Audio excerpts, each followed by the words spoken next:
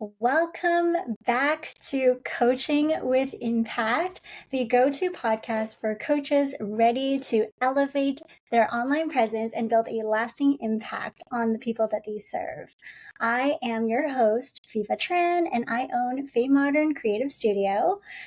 Each episode of this podcast is going to feature candid conversations and interviews with accomplished coaches and subject matter experts who have navigated the challenges and triumphs of entrepreneurship. So I'm really excited that we have an incredible guest here today. She is a subject matter expert. Her name is Charmie, and she's also one of my past clients as well. Welcome, Charmie.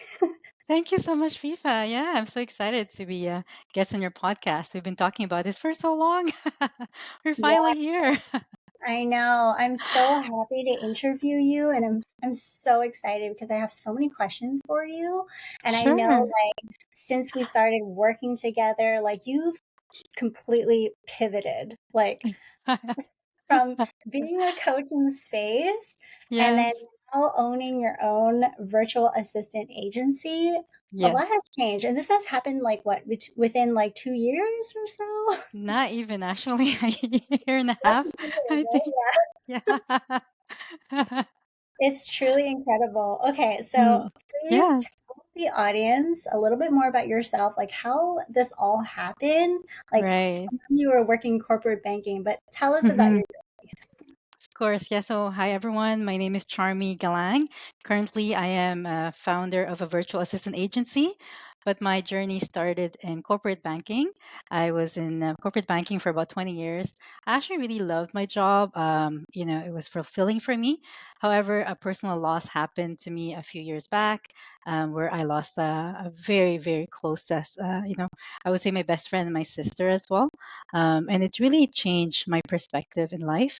One of the things that happened is that I realized a 9 to 5 job is very hard if you have an emergency in your family, because it's very hard, right? If you don't go to work, you're not going to get paid. So that was one of the catalysts. And also, she was very young when she passed away, and it really highlighted the fact that you never know how much time you have in this world. You really don't.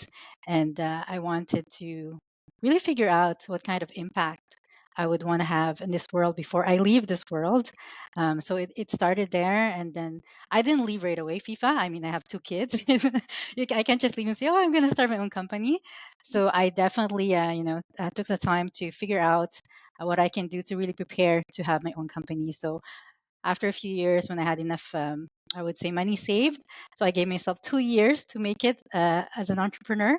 In case it didn't work out. So in 2022, in the summer of 2022, I decided to finally take that leap of faith and go into this unknown world of entrepreneurship, which we all know is very scary for somebody who's never had a business before, and also who's in a very stable job, right?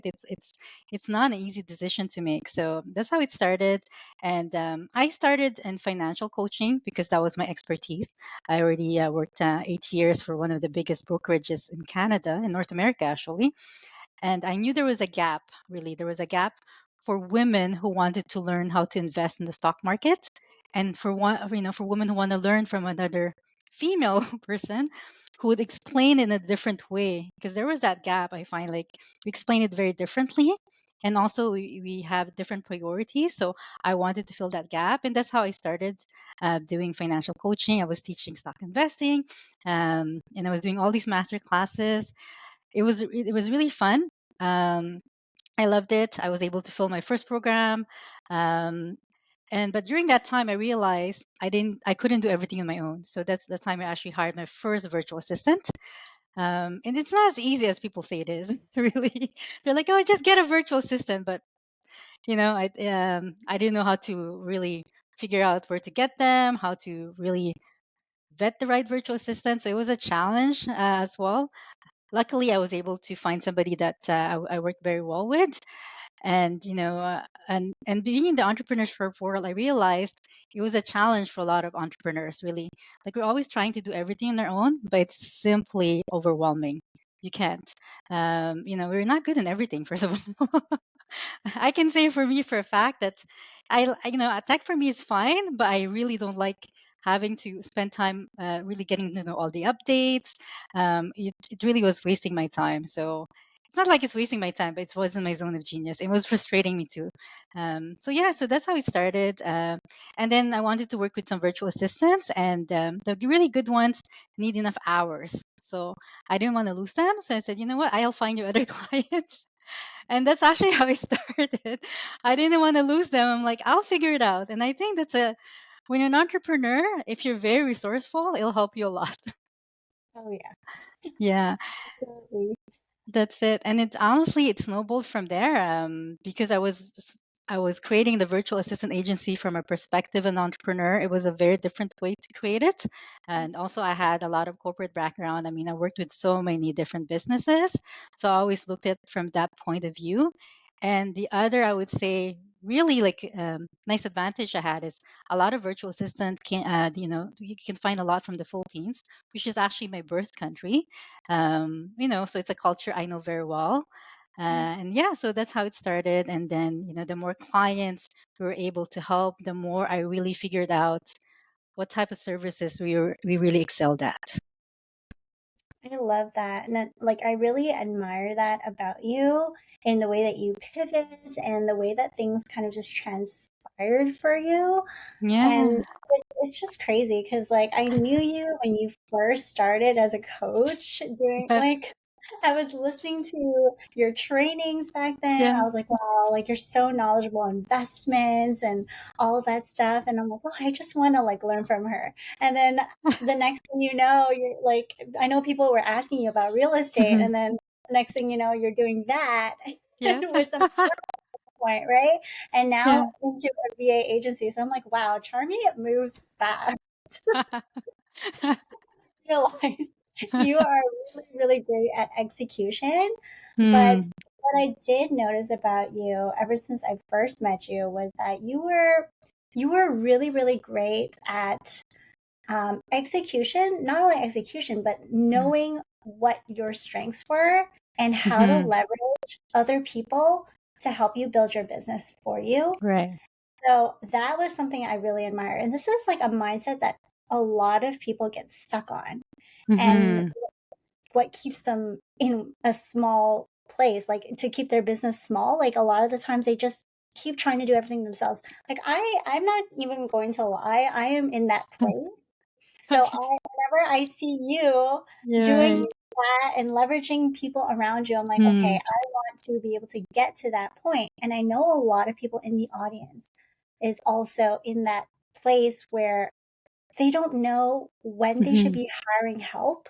Right. So, in your opinion, like at what Hmm. point do you think a coach should think about hiring their very first like virtual assistant and like what do they have to prepare for that? Hmm. So I would say, yeah, we should go back to like when you decided you wanted to have your own coaching um, company, right? Mm. Because from there you have to really look at where does it go from there. Because I know some coaches really they wanted to keep it simple, which is fine. But if you want to really truly have, because as soon as you become an entrepreneur, it's a company really.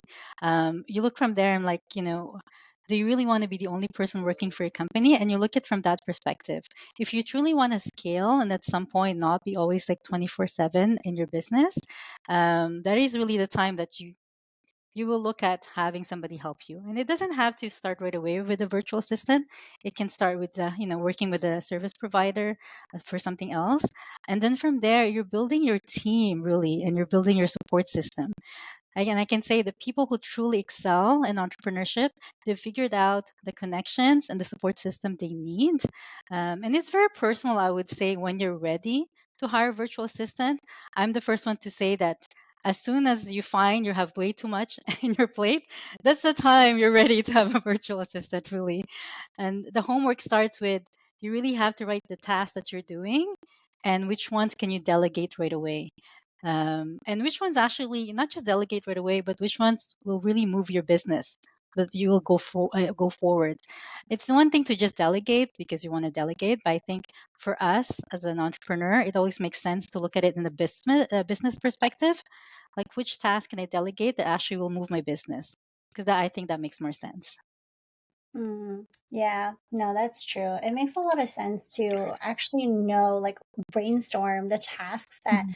actually you need to focus on, but Right. also, like, I know, like, virtual assistants can do everything. They can do Mhm. a whole bunch of different tasks, Right. but you have to really figure out, okay, like, is this something also that is more specialized, or is it Hmm. something that a virtual assistant can do? Because a lot of people, especially when I was looking into hiring a virtual assistant at one point, people were claiming they knew how to do everything. And to Right. me, I was like, oh, that's great. 'Cause at the beginning, Hmm. I was like, oh, yeah, this is wonderful. Like, I just give you everything and you can just do everything for me.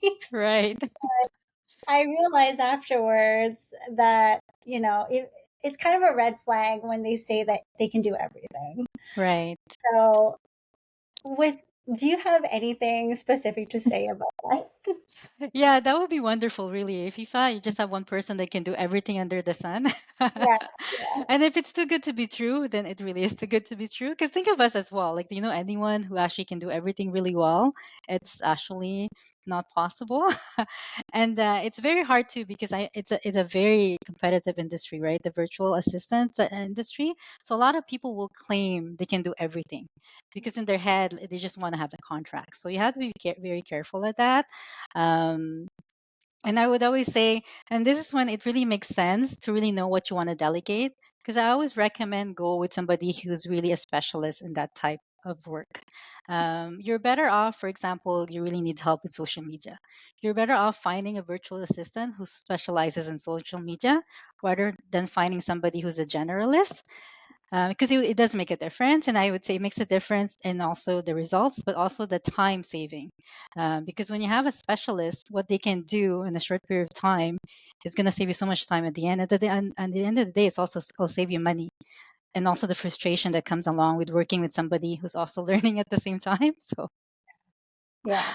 That's what I noticed too. When I first hired um my social media manager, she hmm was she didn't say she was a virtual assistant, but she did say, like, okay, she's a social media manager, and, like, she would plan out the stuff for you, but right, the overall strategy was mhm, something she was missing. So right, that's where I had my friend who was a strategist, and hmm she actually helped me to basically come up with the overall goal and strategy, and, like, really looked in depth into my brand to see yes, what it is that I had to focus on that would move the needle in the marketing aspect. And then from there, she would be able to kind of delegate, or at least give me a plan so that I can give it to my social media manager to be able right, to execute on my behalf. So that yes, was like one thing that I kind of realized, okay, there's like a key difference between the two, yes, and that's where you kind of have to, like, do a bit of brainstorming and kind of know, right? Is that yeah.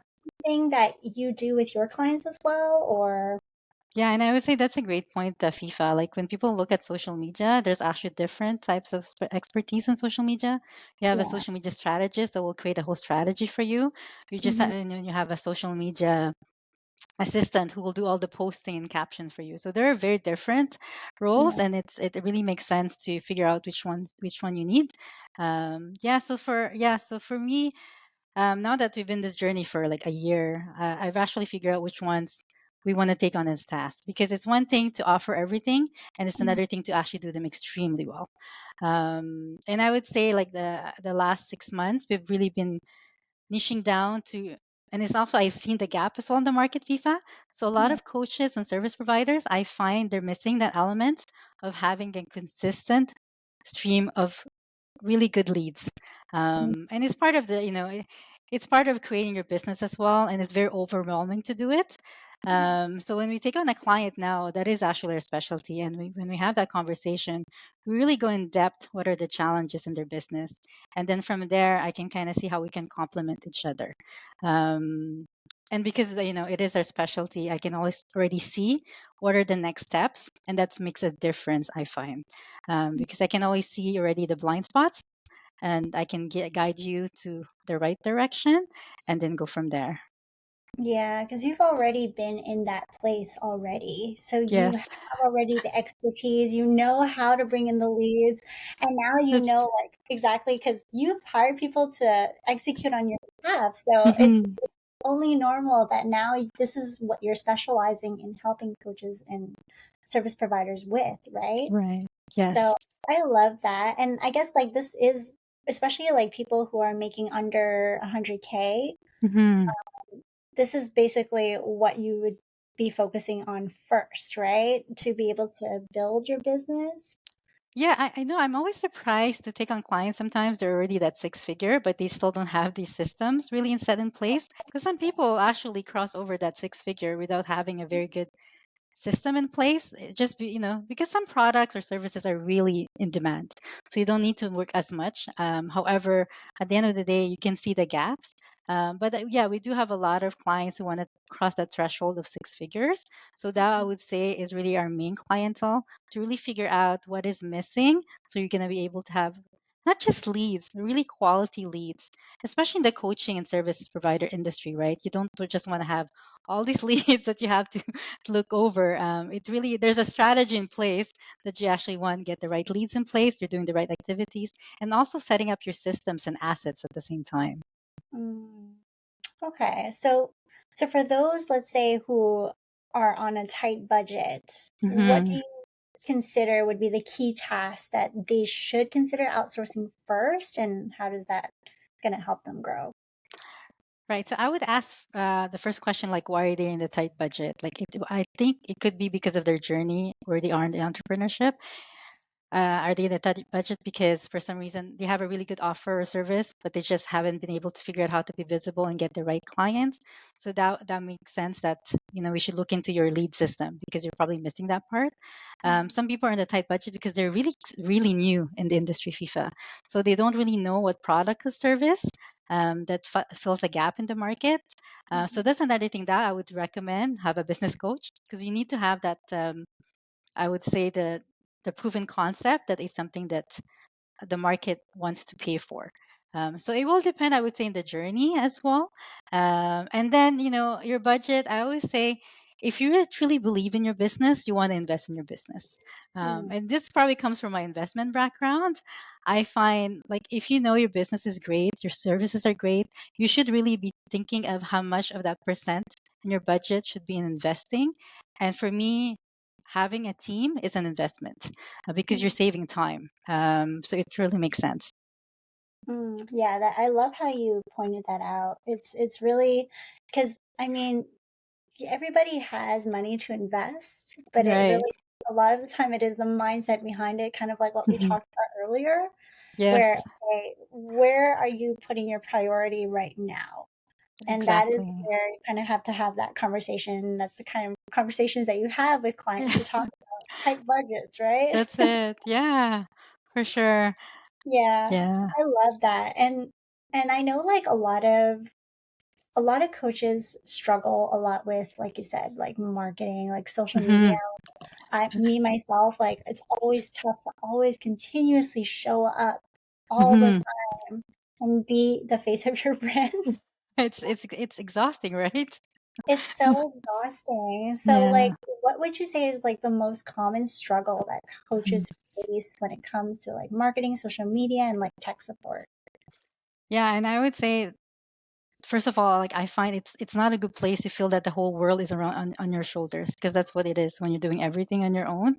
Hmm. And also like when you start this entrepreneurship, even if you've been here a few years, there's just so many things you can do by yourself. And there's just so many updates to do as well. So that's actually I think what's the most overwhelming is that we're simply doing way too many things on our own. And we can't keep up. You can't keep up with social media, marketing, and tech. I mean, you can, but it's gonna make your business really slow down. And that's really, I would say, if there's one of my I would say advice when you're starting up is that you want to go forward to the point that your business actually is making money. You don't want to be too long in that you're in the negative side.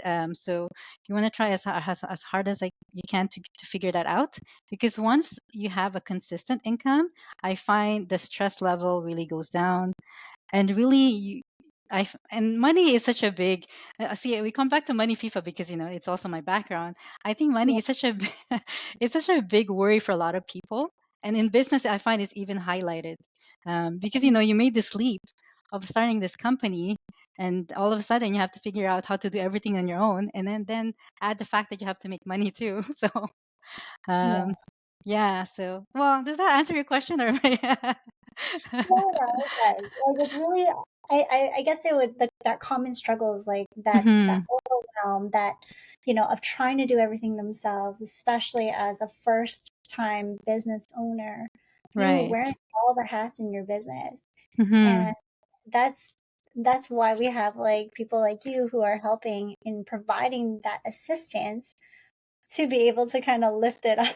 Right, that's it. Yeah, it's just really tough, and I totally understand. So yes, you did Mm. answer my question, And but I would say there's also a difference between women and men. I find women, we try to want to do everything by ourselves, and I can tell you from experience from banking, like working with a lot of entrepreneurs, especially, most of the time the ones I met were men, just because of the income level. They have Mhm. no problems delegating. I can tell you that. Even if they don't have, like, they're not ready yet, they will delegate it. So I think there's Mhm. something to learn from there. Oh yeah, Yeah. absolutely. I find like we often overthink a lot as women Yeah, too, it's true. trying to do everything. It's like I don't know. It is a common issue among women to try to do everything, but it's something we definitely have to learn not to do Mm. anymore and learn from the men to just learn to delegate and not try to do everything ourselves and have control, right? No, that's it. And I think it starts from the, childhood, and also depends on your culture. Yeah, We're just so used to taking care of everyone that we kind of do the true. same for our business. So, That's true. Yeah. So yeah, mm, I love this how we're just like getting into this now and how like I know there's a million like virtual assistant agencies out there. Like mm-hmm, we kind of talked a little bit about like some red flags, like mm-hmm. one in particular. But is there any other advice that you give to someone who is looking to hire a VA agency for the first time? Like what other red flags can you tell Right. Like I would say, like one of the red flags is that if they can't give any testimonials. And I mean, it's possible it's a very new company, but I always find, and in business in general, if you can have referrals or a good referral, I think that's a great way to already filter out the companies you shouldn't be working with. us? So that's one, like, look at the testimonials. If you don't have any, just see maybe it's a very new company. It's possible as well. Another red flag I would say is that some agencies really just promise everything under the sun.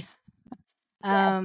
And honestly, and I've seen so many of these agencies, because you go anywhere and they're like, oh, we can do this and this, and honestly, a lot of them can't do everything very well. um it's just really the quality control is a nightmare, and there's just a lot of things.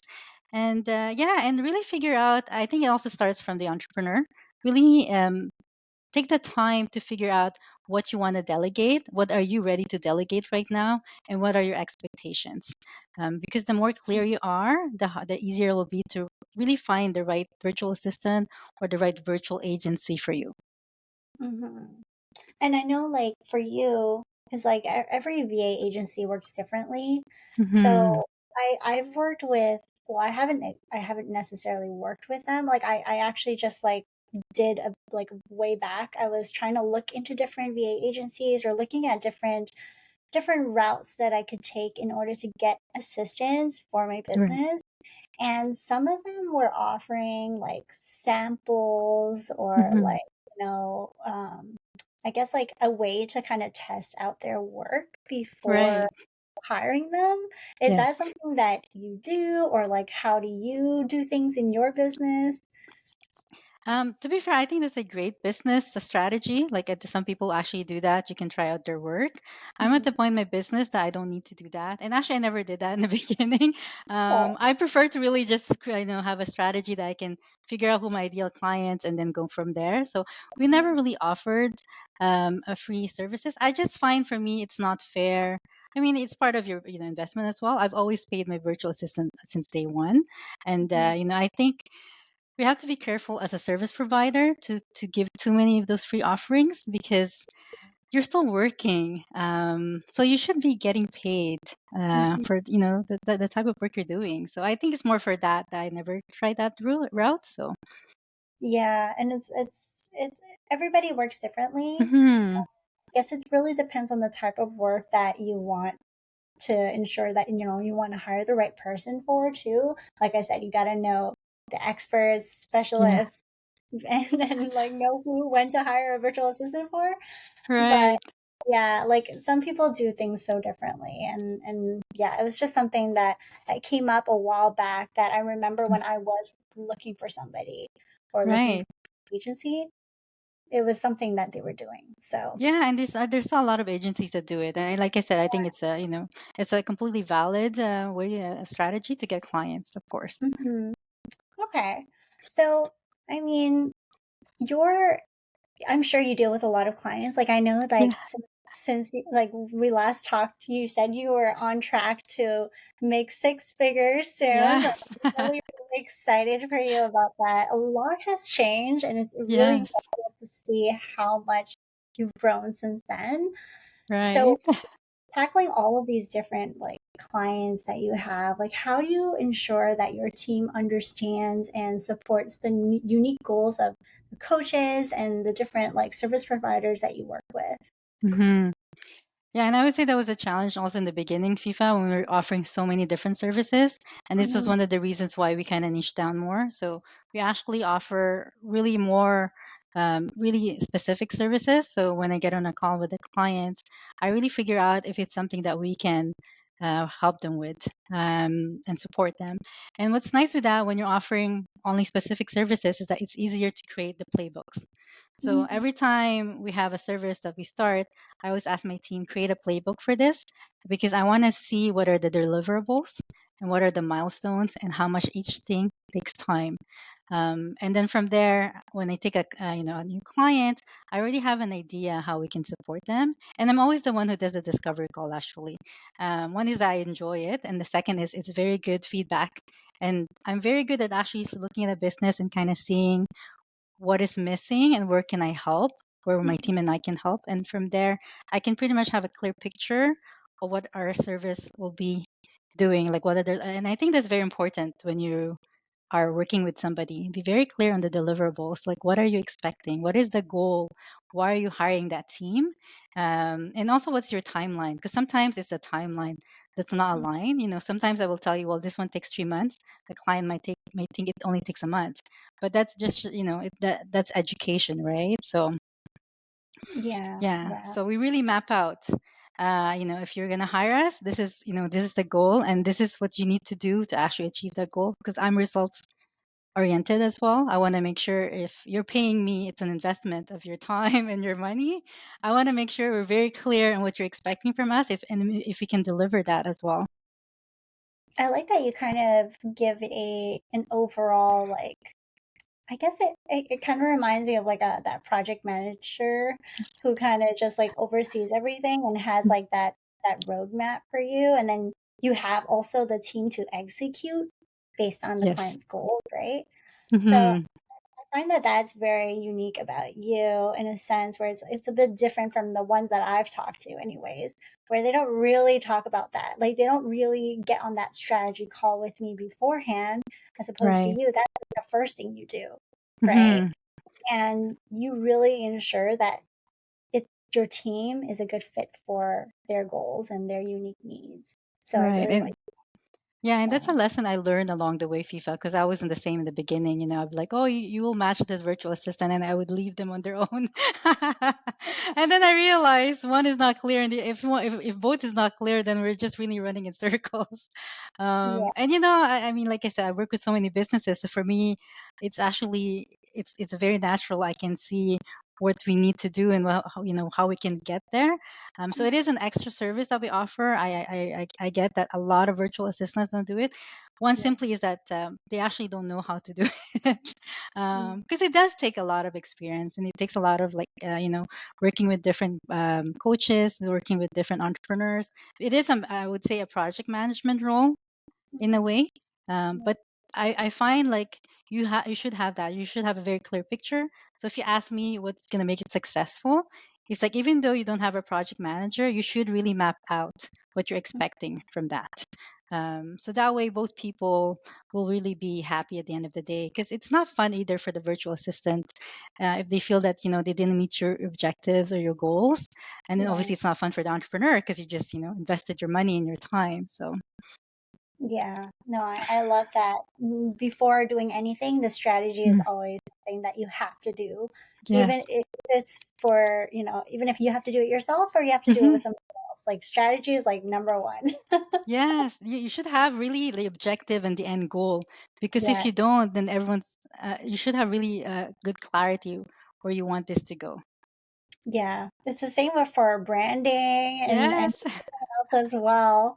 And, this is where I kind of want to ask a bit about Hmm. like how important that you think, in your opinion, like how Hmm. important do you think is a polished like website and consistent branding for coaches and service to providers in today's like digital world?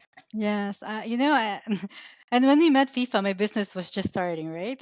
uh, I think, like, honestly, in actually any company, you should have something virtually. It's pretty much like your storefront, but in the virtual world, and you have to really show a very nice professional, you know, I would say image of that company. And I know a lot of people, they're like, oh, I built my own website. And unless you're a website developer or designer, which is fine, then you can build your own website. I think most of us who are not in the industry, we could build it ourselves, but it won't look as nice. And also, there's a lot of things that we really don't know, that we don't even know we're not doing it well, right? That's true. Yeah, and that's why I'm saying, like, everyone should really have a virtual presence, and your website really is that one thing that people will check out first once they get to know you. It just makes sense because people are curious, and your website kind of builds your brand. It builds your image, right? So for me, it's quite important. I love Yeah. that. Thanks for sharing your thoughts on that. And um, we're almost coming to the end of the interview. I Mhm. have two last questions for you. One Sure. involving AI, which is something Hmm. that everybody is kind of talking about right now. Yeah, Right. I mean, AI is on the rise right now. So, Yes.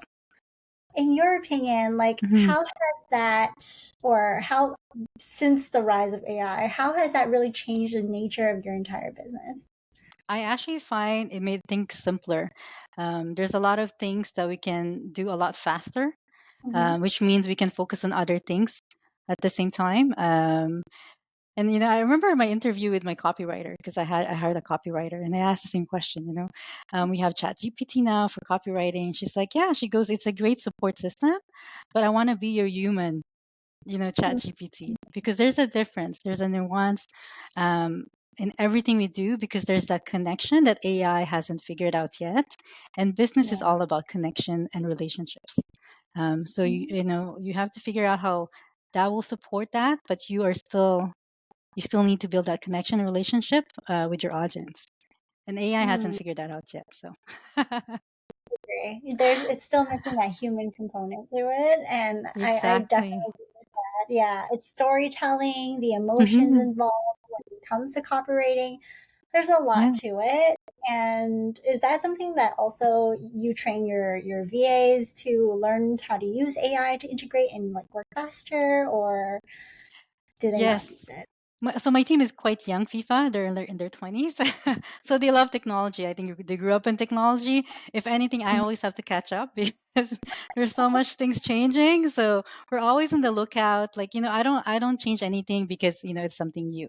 We're always on the lookout what new technology is out there. And then we kind of have a plan. Like, is this something we should spend some time to learn? Or is it something that's just, it's new, but it's not something that's, that really complements their service right now. But yes, definitely, I think you should always follow it. And what's nice when I have a team is that I don't have to do it myself. I just That's really it. get the recap and say, okay, this is what's happening right now, and which one should we look into more, and which one should we just forget. So Cool. This is awesome. Okay. Well, I mean, we've covered a lot of different topics today, I but I know. would love love to know, like, what is something exciting that you are working on right now that you'd Mhm. like to tell the audience about? Right. So one of the things I'm working on is actually creating my lead magnet. um, yeah, because I used to do lead magnets like a PDF version, which is very good, but now I'm actually graduating to video. So I'm creating this lead magnet, which is very aligned to what I'm really offering as a service. It's like a three-part video to really help coaches and service providers create a strategic lead generation that really fills their calendar with their dream clients. Because there's a way to do it that will first of all save you time, the frustration, but at the same time really get you that point in that business that you have consistent leads, which gives you obviously consistent income and less stress for you as well. So that's one. And the other one I would say is that I have a full year now of all the activities I've done, and I'm looking at what really worked well for my business. So I'm excited to do the same thing next year, like all the sponsorships, all these, networking events, and do better next year because now I have some history. And I think that's one thing I would say too for business owners. Sometimes we get distracted with the shiny object syndrome. We forget Yeah. to look back and see what we've done well this year. And if you're Mm, planning for next year, really take the time to see what you've done this year, what's worked well. And if you can do that again next year, and you'll probably do it better as well. Because the more we do something consistently, the better we get at it. So, yeah, those are my two things I'm working on right now. that's exciting. I am really looking forward to all the things that you're going to be creating over like moving forward. Like you're always coming up with awesome things. You're always executing, and I love that about you so much because I'm like, okay, that's kind of my weakness. I'm more of the visionary. I need the execution piece. So at one point, I'm like, I need to hire your whole team to work for Yes. me.